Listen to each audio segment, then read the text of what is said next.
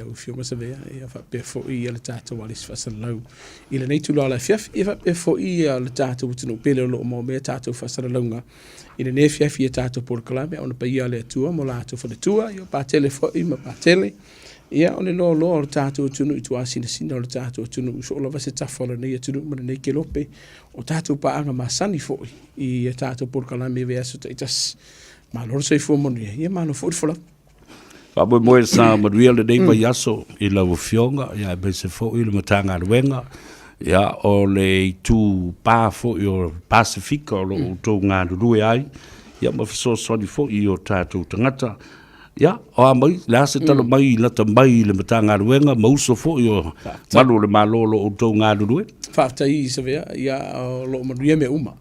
I lewa fo i na whai suinga ese o le tau, suinga fo i o nisi o vaenga, lava i e te tonu o tato sisi o manga. Ia, ai o am whawhitau ni masani e, olo i e fo i suri ngā tulafono i nei vai teimo le tau sanga. Ia, o le vai ason si vea tene i, ia whamaranu atu tato tunu usala tato le whailo ai. Ia, ona sa whai malanga te fo i Samoa ma nisi fo i uso ma tu whawhino mtanga luenga. E nisi fo i o fufuanga fo i o le te wila sa whenga ye. Le lau koe fo i mai.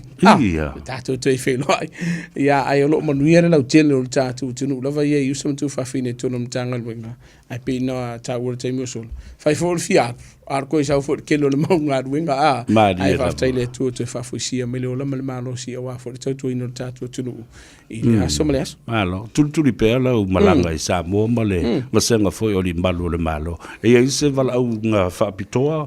Ia po oni tiu te fo i e te sa malanga i ma tau le whaatino i o. Mali. Sa mātou atu i le vala ulia fo i o le tālonga fo le tag tunu me le sa whai i le te wila. Ia maua i fo i ma le avanoa e whelo i fo i ma le whionga le likum sina. Ia taritara noa fo i na mai au fo i tālonga. Ia e pei o le vaenga lea sa i le vala ulia fo i le usa ma tu whawhini mtanga lunga.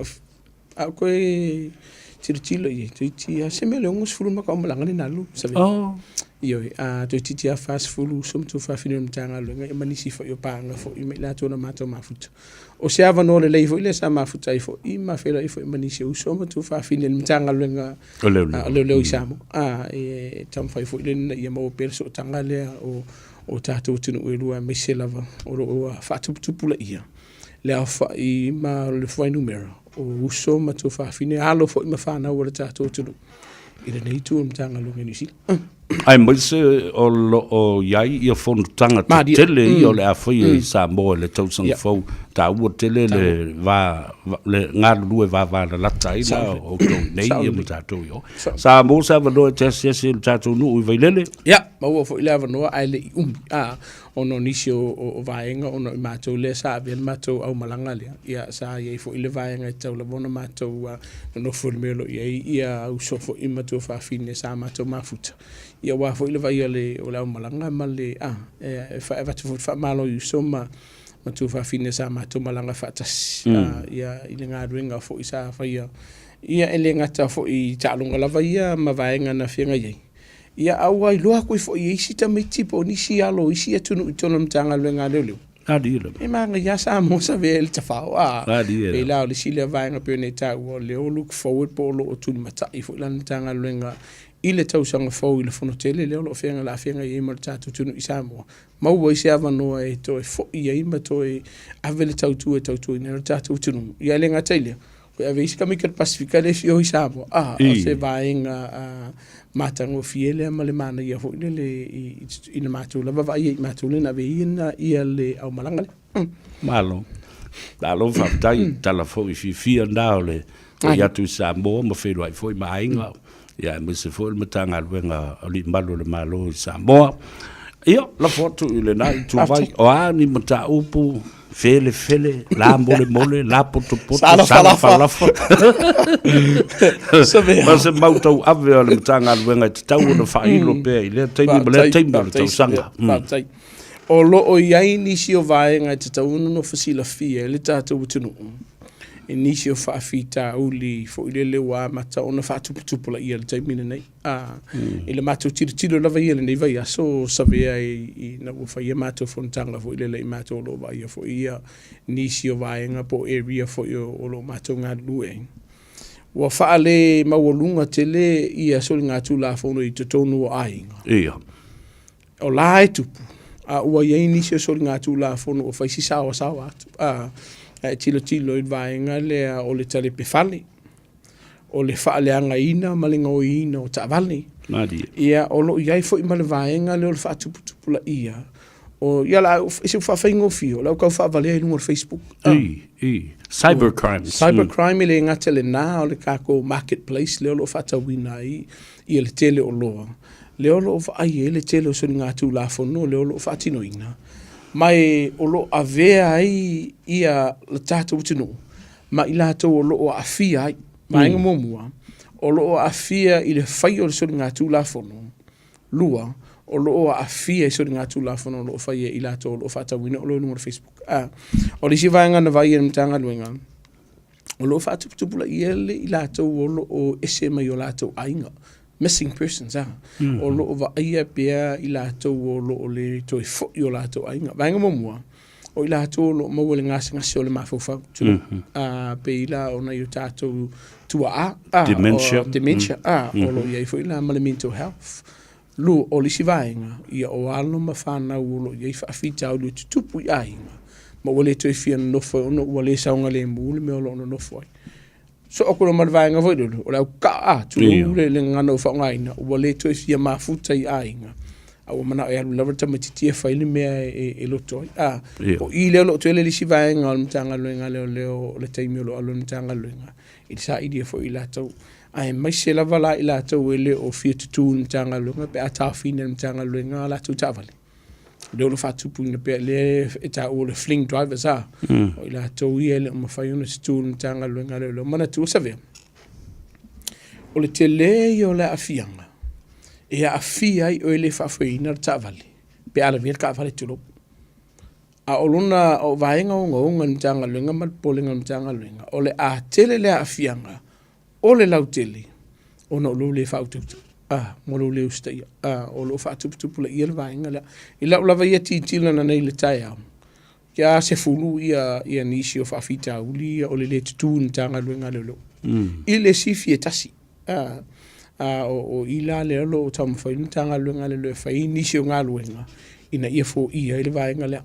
O li si vaenga lo vai olo iei alo ma whanau ele o saunga le mu pe a o le teimi e sāwa vali ai mai o lātou whale I a onga. Mana tu olo to te le lātou o whesuri ngā tulafono fo ilele e tam whai e whase e tamai ti ta vali. Ia no o lawa nisi vaenga o kidnapping ko lawa whamalosi. Malo.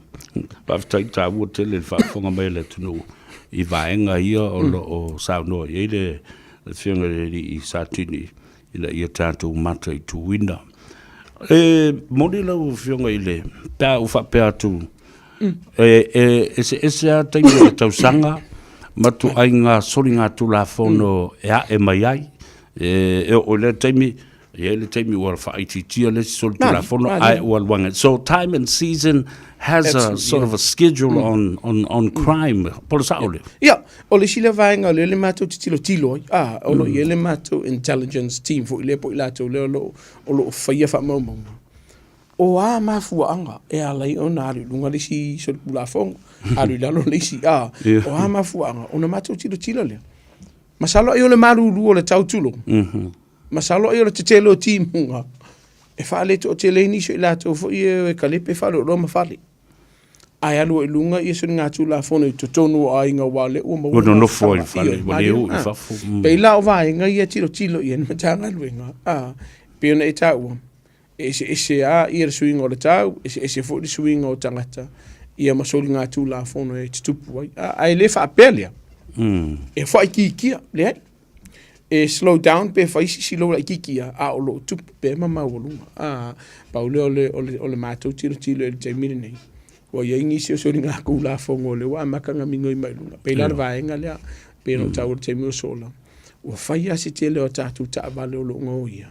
Fai foi si tele o tātou whalo lo tale peine le taimine nei. Ia, malo. O le si vanga o te fia whaftai e lau whionga le li Satini. Ona o le upu tau longo le manuia ai, ia communities ma ma o malanga tate le I whailoa ai. O te mana o e watu se whafti tele, ono le tūlanga sa iai ia whiutanga inga, ma whaaleo leo ai, ma whaanganga se tupe, mo le whai o le sene, o tupulanga tala vau, ma I lato umalawa fo I wa lewa no nofo ma whiwa ia le aini le lai sene pe o le saunanga lau fionga. Nai lo o le taofi la wala, tusi le ticket, taofi tusi le ticket. Ai ua whaia le vasenga o leo ma lau mtu mtanga luanga, mese lau fionga ma o tau o li malo le Pasifika. Ina ia whaangaanga se tupe, e whaia ai su enga o le sene, lela na wha umatu nei. Le vatu nei, ale por Columbia sa o whaia nei, ma lo matu tu ma loi Avondale. Ia lela ua langa ai ma whina ngā lo istangata mai o Tara, ma Ruskell, mai. Rāri o mea o whairiko, mea ri ko kongi e leo, ko uri singi e ri e whaia mako. Mana tua savea, whaftalu e la ngā le vaenga lea. O le vaenga tā ua le tauna silifia le tātou tunu. O lo iai le fisosoni, mai maua le fisosoni. I le taimi nei la vai e pio nei tāua. O leo lo whaanga solo pia tātou laisini mua. Le na license. O le vaenga fo le conversion. Po le liuina leo lo laisini mai fafo. I le laisini New Zealand. O lo iai si lo la ikiki ama o lo o whaieni si fituna inga le taimi nei. I le laisini nuna dua po restricted. Ma le full laisengi. On le town face e si vaenga o se tupe. Wana file na whai fo inisi o fontanga le na owa ia tuai. Lo tau sa ilia nisi o funding mai le malo. Ina ia whai ai laisini ia mulmuli elu. Al taimini la valai. Taimini la vai. Leo lo whanga solo pe tatou lunas ma conversion na. O le fautuanga la vai ia tatou tunu. O se le ni ia leo lo mau. Ta tau ona whaonga. O lo ia inisi o avanoa o lo o vatu inisi o le atunu. So le ai umai for poile o ia manatua misi dolo vango momwa. Ia ona fase tuanga lulo la ia le skuli mango fo ile mai le avanoa mai le fa momwa. Ia la to me faino a le fatuanga la vai. Failo wa sila fiolo mo sevano fanga levano. Wa ia le taimi sabe mar fa fanga le tatu tunu. E ono tau fia ia nisi o sosoni tau tupeia mai le malo. Ono ia nisi o polo kiki a tonu manami. Ai ole va ainga lava ia ntanga luenga leo. Manisi o mtanga luenga le malo pe vanga le Ministry of Social Development. Yeah. Ke le yo lava no lai sene savia. Madina. O le lai sene e tele fai to ai ma fai ona matala. O le vainga mo mua e le ngata I fa nau lava ia. O le skangaka. Ele I maua se si whailonga. Ai pawa leo le vaenga e whailo ai. O le waia au sia se si vaenga o le laasanga o le maua New Zealand. O le maua o le laisengi. O ifoi. E te tala I whai to ai ngā duenga. E te tala I whai to ai nisi fo ia o onga. O lona winga la. E te le tā ua o le laiseni. Mai a maua o le levano.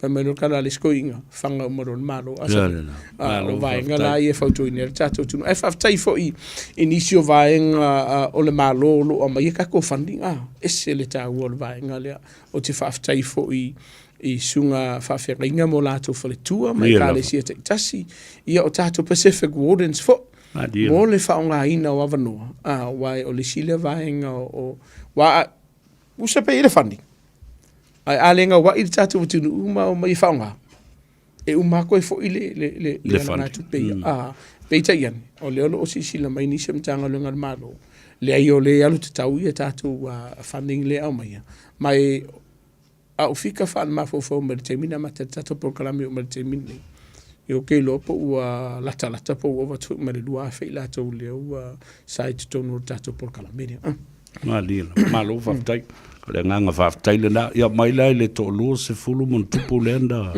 na fa ye leila o onga maleo I Avondale fa tai fa out sa fa avano mai o la to hall ma la to no fo le puti le fiafi mo tembe anga itoi mai le lo se fulu mon tupu le na se lau pasene o male successful rate le fia tangata no mai o le fa tino le mo tau wa sa o e maua ia ngaruenga ai e se criteria o le na ava no fanga luenga pe so le sene io ale la so le sene lo no winga e te le maua le ava no wa ma o bio o fanga luenga te malanga le tu o le e le fatino ino tu te manga luenga le company Tatala no le mele le mata upulena matua ngiga lava ma faali fo I whiranga lo le ngata le parlemene me se fo te tai leo ma le komisina I le ram raids mea ia o le talepe ina ma le faoso le tavale I lumo meo faitoto o dairies ma fale o loa fa pena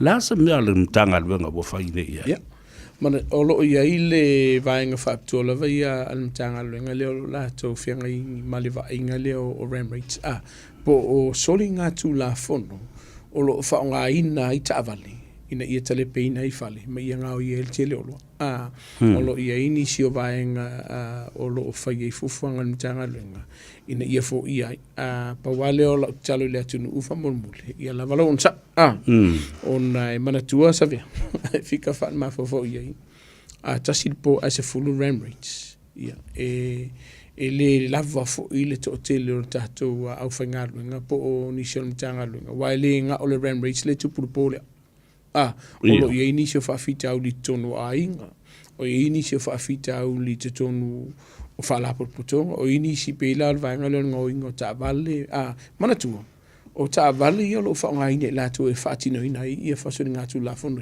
ka vale ngoi o le pomonia ele ai se sa o so nga ma fau e alu mo sang ka vale nga fa e pela mele le o le ntanga luenga leo ngoi so o mai ai male le kule mkanga luenga leo ona fesilingia lo le tu nu sa vea o le alme wole kulia yen kanga lunga le ta vale ya mo se fa mamla mai ngol va ngale sa vea e yai va en o le tulafono e te tau na familiena ina ia mafai ai ona tule mtanga lunga le ta vale ona nei le polenga tuli ne mtanga lunga le lo ela vea le ta vale le tulo mari di umala pasesi te lela vano e ono molia ma fight o ina e matanga luenga leo fa pia fo se vai kwa la waru ka valu sa e kuria ai le tulina fo matanga luenga wale ya sanga ngi leo kala o puya ai mo si le fier tatu tunu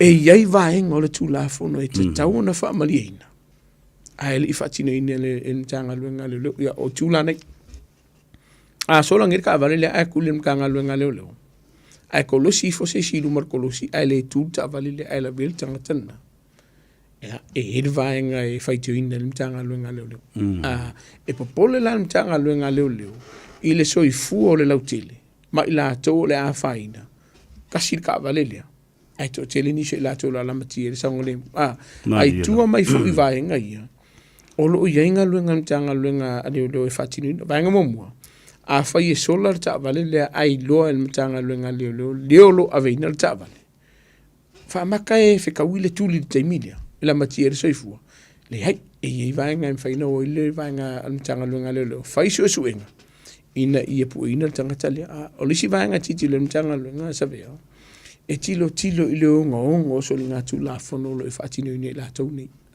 o tu la e sta una famiglia ina me foi ka ko pa ka wanga pa le ngi le tu la fono o no lo ia ni so mtanga luenga lo fa yesu suenga o no vai nga fa pe ia mana tu o sa veo fai lo suenga ia ke o e te le foi le fa ina le ma fo so me tu fa fino mtanga luenga pe fai suenga uno ni so vai nga ia ai mo si la fio le tu o lo tau ma fai mtanga luenga fai nga luenga malami o ton ma ia mau ile sa ngole mo le lautili malu vafta o lo winga o le mafuanga tonu lava le la yona abandon the chase tau fia ona o le common sense ma le fau tu tanga tau le inisi fala vela ve onga tele atu nai lo le tulina ai le avea la le mele na le fa longo mai ia tangata ma tupulanga telavo o le masani na fai ngau ta vale masola ai moa e fai e la wa mio le na wa le na na ta ofi on o le manunga isngata ai ia le wale pu e o mo oi mana tu sa vea o le to telo ila tolo o fai so linga tu la fono ni o ila to na kaloka mo mo mtanga luenga le o lona winga o la ia tu langa rima o la fo ye me pu ate te tonu fa lo fatino nei vaenga mai ele mafaion o fa matala ni sho vaenga o no puipuinga ai lo fa ia o fa inga mtanga luenga i te uma e fuanga ia ila tolo fa yeso nga tulafone malo pomuni ya Samoa ato ne sila tato tunu ia kailo ia ke mininga isa vea Mari. la wati chilo i usau ila lo ia la fa your ram rate lo tu pulte mina nei ono lo fa yos fa ingal mtanga lo ngale leo mambawa ila tolo fa tino na yele le fsili fo le mai le tu la me ule kaloka mai kinga mana tua e iai vaenga o Tulafono atala vou whanau maainga. Tausanga. Ia, e te tau o na wholo e whole makanga luenga leo i le whaatino ina mōlianga i lumo le whaamsinunga. Mai la wala tausanga leo sumare fituanga i lalo. E ia fo ia vaenga whaapitua e te tau o na whaamali ina. Fulu valu luanga i lunga. Oi le ai la savea ma woro o le sela e ke moe e mo le siaso se ma ku fe ulai ia ngala ai la lo folo suma valu e ia pui nga fa pitoa ma vaenga fa pitoa le Tulafono tu planga telefon e te tau ona fa marina mali pafta ala sa tanga ia na sa sila pe wa sa fa hafi le bele wa ai tamiti music le ki vo le vape wa vape ato tamiti amata mai primary school fa so lo ngala wa vape a oni si vo ram rates wa nga e ta lepe fa lo fo le o mawai ia le music le ki fa asu electronic smoke le sai sa no ia lo ia mana tua savea o le tilo lava ia mtanga luenga fo le tamiti le tauna tango fia le sikaleti ai fu Tulafono le malo lo fatino le vaenga le o ram rate ia lo tutu peona e tau savea le toi po malai o le vape po le sikaleki le alu le maa o sikariti masani o le ava malosi ia ma jewelry sa po nisi o vaenga le olo o tele na whaongaina o peo mafu anga ia tele na talipi ai fale mai olo o vaia fo il mtanga luenga le to atelo i lato lo o ia se upu whaafai fie le o usita ia pe talia fautuanga le mtanga luenga ini awala e te tauna fai e puipuia mai ai le whaai loa o sikaleki ngai le lautele o le vai lava ia mtanga luenga o le sile o vaenga o lo tele ia i lato lo faia sori ngā Tulafono lea o ia wale upo moni ia peone sa no savea mar whaafonga le tātou tunu wo oi ka mai ki o la e vape e le te tau ona fai e le ase se ngole vape savea Tulafono le vape Tulafono o le tango fia o le sikareti e le te tau ona tango fia e whanau laiti peita o isia ainga la ka kio ako iso le ula whakasir ka mai ki mauna mātua o na winga o i ainga e te tau fo i ona amata i ona tau fia i si vaenga i o whai ele whanau ia wai e ere u foilere au ke whaia mere o ke whaia e whain mere o ke whekol au lo vai ala ntanga luenga leo le aida wa ke lo les kama kiki o whaisi sao ko langa ula savea mar whaafonga le tātou turu ngai leo longa kama po luntina o le whautuanga fo ilai mātua whamona muri ele tauna whaatanga ina le whanau e tango fia sikaliti pe aila loi fo sumul vartosang e ua whaakau wha mea lofa i makua ia mea ngā vipi kamaki o le si mea lawa iei e ma whai tūlau Samoa e mwheanga e ula e mai o ula e wa ese fo ile e le peo sikaleki fo ile le mana tua o le tele o nisi vape le wei te mini pe tasi le vape se fulutala e pe uwa male li maselau ia tūlau se uwa whenga au mimiki o lona winga e ke le ere kau ngofie te le fo ile a fianga mai o fo i whanau la i tine la le fo sumal vartausanga o te lele avanoa lātou te tango fia. Malo, whaatai tāu o tele. O matau polo papa i eile whianga le li sa tini le nei fo i aso ina ia whaingo fie o nau tau mānulamba iei e ma fautu ina i fo iwa. Watu se fautuanga nau. Ta oto yo au tafa, mai se lewa au tau ta māmtina ma tua ma teita i o ainga. Atala noa le matau pula nei o walanga le vatu nei sa whaasala lau i lunga le tātou le tio nei se ta mā ia masatina na leilo mai lona ainga ai peite iane na maua muri lesi o soifua ai le maua lesi ia ma o to tele lava i lātou e misi mai tono o lātou ainga mai se nai o tātou ta māmtina mātua o pula la ngoto le soifua wa afia e ngasa le mafaufa ua ngalo ai mea a le leile va ainga le tangata leile fale e te ia walwa tua i te tala le whaito a aluro ai le toi lo fo I mai le fale wa ngalo ya te ile a wala fo I mai le fale e mana tu alu le ai pos ta ma fo pos tina te tau na inu ona fala au matulanga fa pena Olona winga e onga tele le va ai ngo tatu matu la se fa tuanga mai le matanga le Tele yo vaenga sa vea e te tau ona whaatino ina te tono tātou ainga. Ina ia tau fia i le whaafita au li lea mai le tupu pia. Vaenga momua.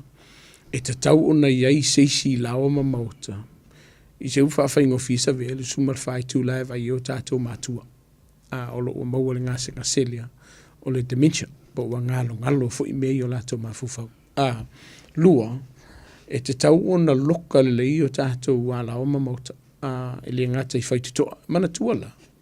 E whai mai ngalo nisi o vaenga ia I lato. Ai ma whai e lo lato malo sisa vea. Ona te tala whai tutoa ia. Alo na winga. E te tau ona iei nisi o loka whaapitoa. E ma whainga loka mai ko kongu whaangailiki. E kawarenga ngariki. Lua. Whai wale ei. E te tau ona loka le lei pāo tātou whanua. Ona le sile vaenga. Olo iei fo inisi au aunanga sa vea mal whaafonga le tātou tinu. E ma whai ei ona e talosanga inisi o vaenga o le soifua maloloina. E ma ua le vaenga e whaamatala ina o le tracker. Mana tua o le vaenga lea. E ma whai ona whaapine le ngata I o ale o lato au I lima po o lato vai. Po o whiala valai o ai. E ma whai ona e kanga e track masa ilini me olo iai. E whai ngō fi ei. Ona maua I lato pe asa ilia. Ona olo o vaia pen tanga luenga. Olo iei ta mahamtina mātitua. Tulou sa mama le whaafonga. E o ai le ese atu I whafo mai le tulou sa. I le fiafi malona whanua. Pe kuru malapa. Wama kua I ngalo a kua le environment la iei. Le sisi o manga le sa iei. O le vaenga fo I le tele na a ona sa ili mtanga luenga le lo I lato. E maua mai pe li mai le ungo kilomika e va ese ai mai le vaenga lo iei. O nisio I lato wapu e pasi. Ma whai malanga ese atu. Ia mama mao ai. Mao o ina onoa a fia ilo lato soifua. Ia marisaunga le mu. O vaenga lai e tausanga ina le tātou tunu. Whai e te sila fia o lo ua maua ia na iu tātou tu a mātitua le ngasa ngaselia. Tuna sa ilisef sosoani. Ile a mainga le se tracker. Lua e te tau ona I stangata matua e te tau ona iei le vaenga o tātou matua. O le si vaenga. Whai o ini swimming pool po ni vai tā ele voi. E sa una whai te te tātou. Ono lo e ono la matia ele so I fu ona I tātou matua. Mai se fo I o le whanau te mi leva lea. O lona winga la. E te le ngā winga. E whaasao ina. Hela kiki o vahenga e whiona e whai ena I pui pui ai. Mana tua o te whaafetai a fu tātou tunu. O lo tau I o tātou ta maamti nā mātitua le o lo o iei le ngase leo le mawhauwhau. E ma whai una toi au mai te tono mtanga luenga leo. O le upomonia, a whai wa e whitau I la tolo o maura ngase leo. Au kera maawe lo po lo mauka. Bili sa o mtanga luenga leo. Ona o nisio I la tolo I e wha maumaunga. A whai I wha maumaunga mtanga luenga leo. O I whai mas wha mtalanga wha apito I lalo. O I la tolo o maura ngase le mawhauwhau lea po ringa ngalo mea. Ora ye mas e tuis pas telefoni fo enfento so ta ilim tanga lo. Ai pio no ta usa ve lam tanga ta program. O lo to atele I la to lo maua ile fa fita ulile a mai a fai mana tu lava savia ma fa fonga Samoa. A ye se solo wa inga e se tu molo la po lo mota. Ai li ko fo I mai. I lalo lava ia o fautuanga mtanga lo ngale e lusu mal fai tu la. E te fa atali fatu a lipo tia mtanga lunga. Peitai. A fai o lo maua le ngase ngaselia. Po iei fo inisio ngase ngasele mafu fau. Pe iei fo ila tau o lo inua la tau fuala au. Au ke whakari lusu fai kula. Ring. Kauanga vilo mtanga lunga le lo te mina. A fau e sisi le aku. O ta mamti na le tene na o pe a fai kula. Pe kula koe fo ime. Ale ua o vale koe fo ime. Iei lo pole ngasamu. O tau ene longo mtanga luenga leo ni a mata se suenga. Mana tua foi la. O lo iei nisi na vili mai mawalau mai I le fia mtanga luenga leo. O atu mtanga luenga leo na ua walau mai.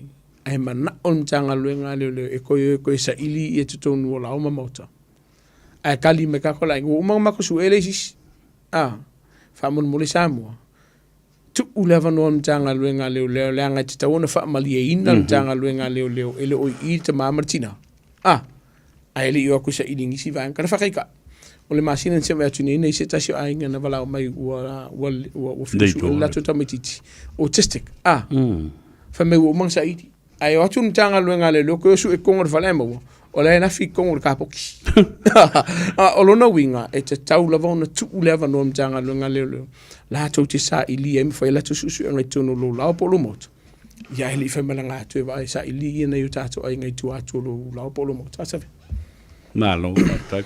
Ono le tātai ki ai au te manatu e tu inatu e te le lava matau puta au te fia tala doa ma whasoa e foi ai me se foi lau whiunga le sa tini. Ai au te loa o iai se aso tā ua ma le whapitoa o lo whapdatuina o le kalesi e tono o le tātou nuu. Ia, ele ngātai vai lele o le whale vai maunga ma le whale tui sa mau. Ia, o sa e whanoi noi mai ei se avanoa. Ia, la whatu i iau au ma whanwhana ma lau fonga e whaaleoina lea tūlanga ma le nganga whaaloa. Whaatai lau whiunga sa vea, o le weekend le nei, o se weekend whaapitoa o loo whaamana tui nei le iwa sifu tausanga. Talu ona tau nuu le kālesia so fitu o le toe fio whaalua mai. E te tonu sa tātou nuu o vailele. Ia mausia o e kālesia fo ilea. Te maratuole nei e kālesia sa vea sa tapu e ai lo uia o langa whaakewisiano. Sa tapu e fo ilo uolanga o awina o wola mai tonu se tātonu o vailele. Ia o te maratua fo ne kālesia o se kālesia na mata I se whale sala titi. Ia peita I o whaamanu ianga mai le tu e tono le kālesia le o tupu mola le kālesia ma o I se whale lotu po se whale tapuai. Tele o umona o na fausia. Mai ora nei foi kālesia sa vea e tele ia tūla toa fo ia tele fo ia toa fo I o le o se tātou nuu ia sa amataina ne kālesia. Vela nei tūla e vai ai lo whatau waa. Mara tātou por kalame o Oe Male Tulafono por kalame leo I New Zealand nei. E watu I whaamanu ianga mo ngā lofa. I le tātou I kālesia sa fitu o te fia whaalua mai vai lele. I le whaamana tuino le iwa sa futu sanga talun tau nu atu le kālesia e si o tātou nu. Whaafitai le tua le ne kālesia. Manisio e kālesia o lo e tonu o sio mātonu o vai lele. Ia o mawai fo I lea wanoa e tapa sai na I ola ma soifua alo ma whanau a le tātou nu. Ia mai se fo inu tua oi. Wa le kālesia nei vai lele sa vea. Ia ma le tātou au whaafonga. Loku mai ai o whangali, o lauli, o le tongo, ia ma vai lele, ia manisi fo I o nu utua oi. Ia ale nei a wanoa mana nei lau lau. Ia watu e fo I le whaafitaima le whaamalo sunga le whaafengainga. Whaapea fo I tūlanga tofi o le kālesia. Ia me se fo I utua a sina. Ia o talavou fo I le numana o le kālesia ma le malosi o le nuu. Ia whaapea fo I alo ma whanau o le whaatino ino o le whaamoimoi. Ia I le anga le lei o le tua. Ia I fo I le lofa o le tua mano na fi le mūri ne weekend. A sauni atu le kālesia le whaamana tuina o le iwas fultusanga.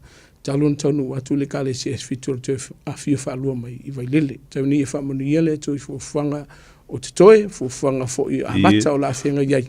I le whaamana tuina o lea fo I a vaenga tāua o le kālesia. Ia alo whātua fo I lo ni tāta whatawa.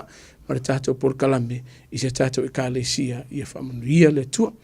Ia ai vea whanea wano se vea. E whaafta I ela o fionga ma le tātou por kalame mātanga o whiene ne fiafi. Whaapea fo I le tātou tunu lo whaafonga mai. So lava se tafora nei ke lope male nei tunu I le tātou por kalame. Ia whaamanu iele atu I fuwhanga le tātou tunu ne weekend. Kau wawa I atu I whaafoi kau whaale kongu mai le kau. Drive to the conditions asa vea. Whaafoi lo sae fuafua I swing o le tau Samoa. Ina ia mawore saunga le muile ngata oile avita vale. O lau pasis ia male lau tele lo whiwa I le weekend. Whaamangalo lau una pia uises se. Tātou whelo I le vai asa fau mumua. Soifua. Aro whaftai, ta doa whaaloalo fo I lau sunga tumur vau. Ia po lau whionga fo I le whaalfia. Teo mutavui. Whaftai I le tāpura kalambe whaiona whaafonga Samoa I le tūlanga tāua le pea. O le longa pui ali o Oe Male Tulafono I lau lava ngana. Mai le tama whanau o Samoa lo tui matangi olo I tu tonu o le matanga alwenga leo. li malu le malo i New Zealand e walo saunga le mu oe ma ui lungo le wala tutonu le ainga le onga ngaluenga o fea lava e pui i ta ua e le tulafono. Ria tele maua sau fina ngalo ta te feilo i pea ai fa soi fo ia ria lava le fai unga le nei vai aso. E le fa wa alu fia le wa alu fia wa ilo le lei ia i tu malo ia wa malo mai o la tu sui ia be se foi ia o sui o le malo ua fatu le mai ria tele nei a fia fa soi fo ia.